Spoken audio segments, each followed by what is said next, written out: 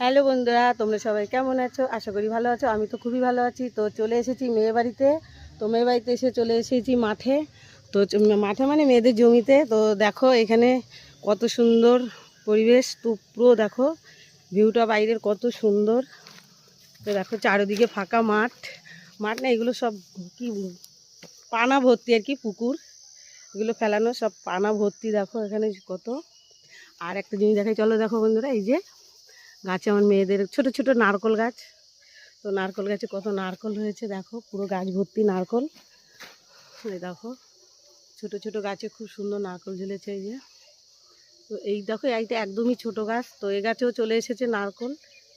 আর এই যে ছোট ছোট দুটো গাছ আছে, এখনও ওইগুলো আসেনি ফুল, যেহেতু ছোট ছোট ফুল এসেছে এখনও নারকল হয়নি। তো এই গাছগুলোতে নারকল হয়েছে।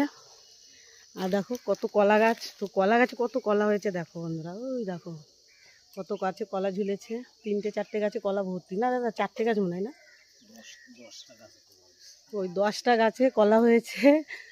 তো আর তো মাঠে কত সিম আর নানা রকমের সবজি চাষ হয়েছে।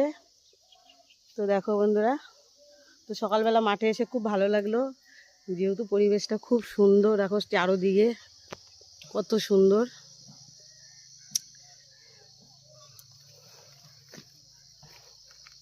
দেখো বন্ধুরা, এইগুলোকে কি বলে জানো তো বন্ধুরা? এগুলোকে বলে হোগলা গাছ। হোগলা গাছ তো দাদা এগুলো।